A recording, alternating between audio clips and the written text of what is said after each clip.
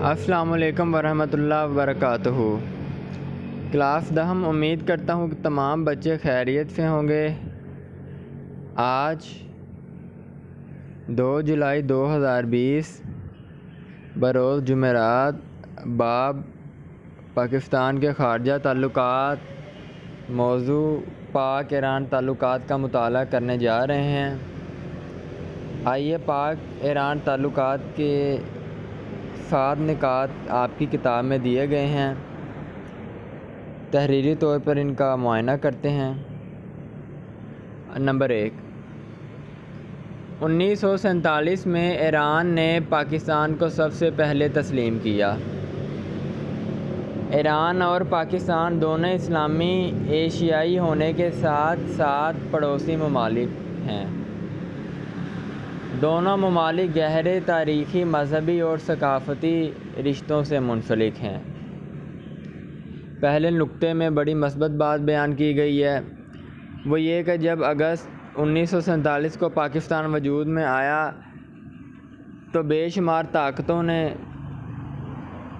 پاکستان کو ماننے سے انکار کیا، اور کچھ تو ہندوستان جیسی ریاستیں اب بھی ہیں جو کہ پاکستان کو مانتی نہیں، مگر پاکستان کو سب سے پہلے ایران نے تسلیم کیا۔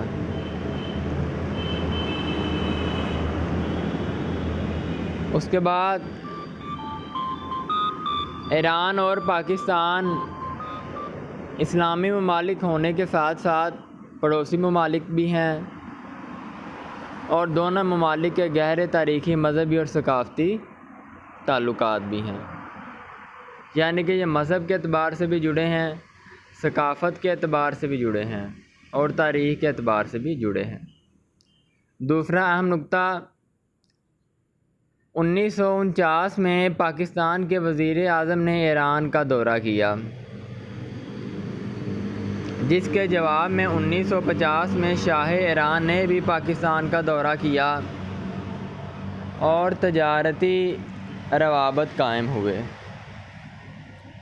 ایران اور پاکستان نے تجارتی اور ثقافتی سمجھوتے کرنے کے بعد ضروری سمجھا کہ دفاع کے شعبے میں بھی تعاون ہو۔ امریکہ سے دونوں ممالک کے تعلقات بہت اچھے تھے، دونوں کو سوویت یونین کی جانب سے خطرہ تھا۔ پاکستان، ایران، ترکی، عراق اور برطانیہ نے ایک دفاعی معاہدے پر دستخط کیے،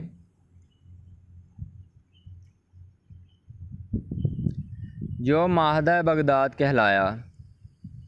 یاد رکھیے گا، سوال آ سکتا ہے کہ معاہدہ بغداد سے کیا مراد ہے۔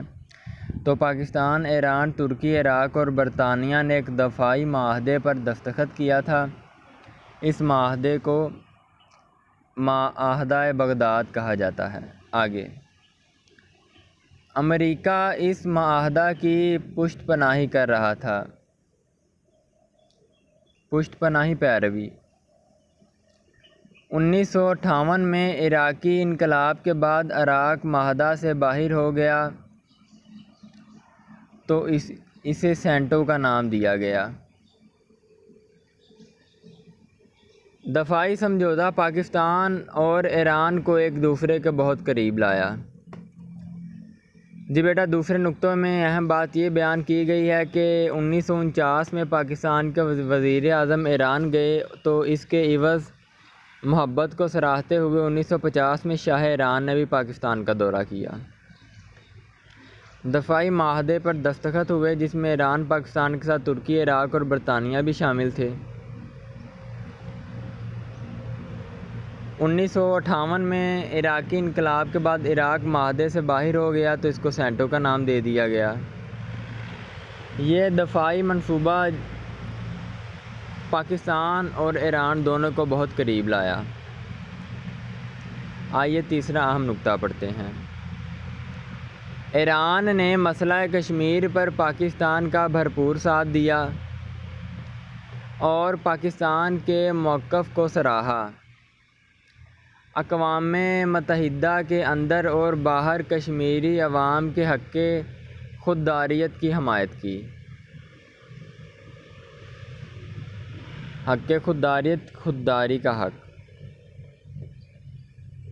بھارتی افواج کے کشمیری مجاہدین کے خلاف مظالم کی ایران نے ہمیشہ کھل کر مخالفت کی۔ تیسرے اہم نکتہ میں یہی بات بیان کی گئی ہے کہ ہندوستان کی جارحیت جو کہ روز ازل سے کشمیر اور اس کے عوام پر جمی ہوئی ہے، اس پر ایران نے پاکستان کا ساتھ دیا اور جہاں تک ہو سکا بھارت کی مخالفت بھی کی۔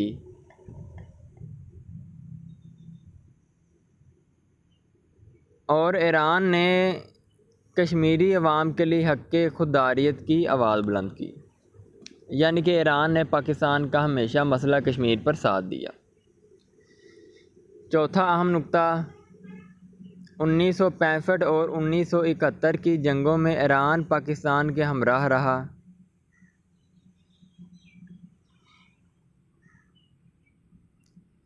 ایران کی سیاسی، اخلاقی، اقتصادی اور فوجی امداد سے پاکستان کی بڑی حوصلہ افزائی ہوئی۔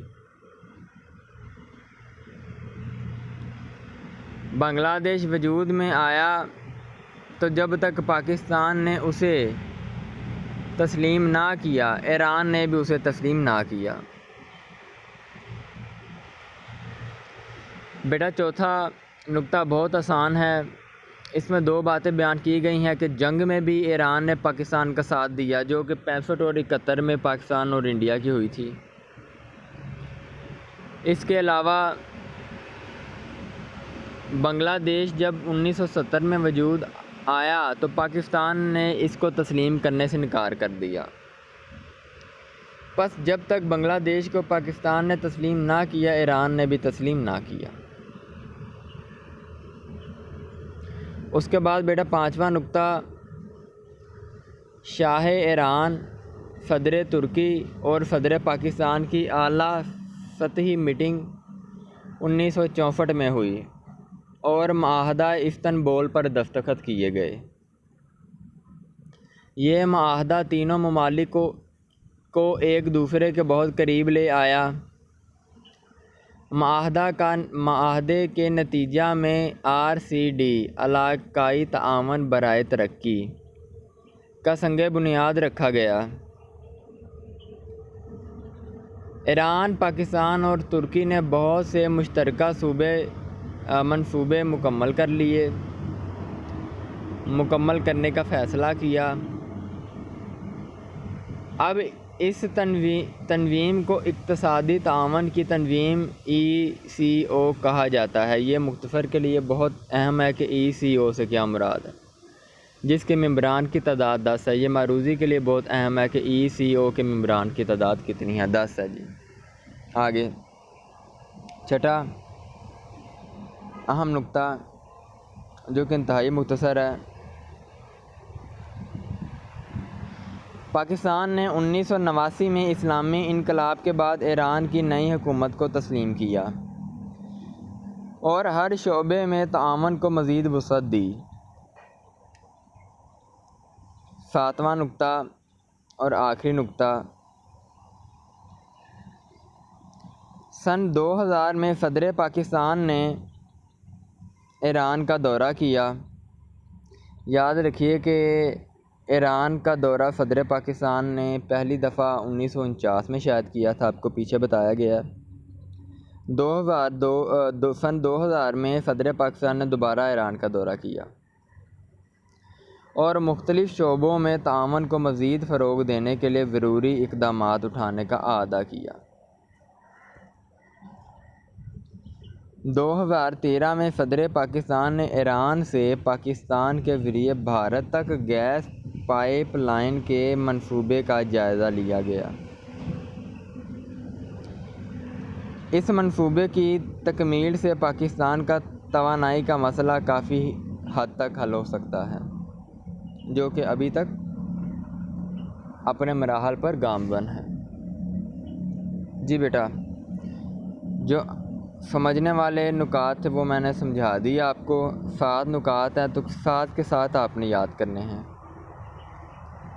نکات کو اچھی طرح یاد کرنے کے بعد آپ نے ایک دفعہ ان کو اپنی کاپی پر زبانی لکھنا ہے. تواریخ اور سن کو نہ بھولیے گا. میں محمد رمضان آپ سے اجازت چاہتا ہوں. انشاءاللہ دوبارہ ملاقات ہوگی. السلام علیکم ورحمۃ اللہ وبرکاتہ.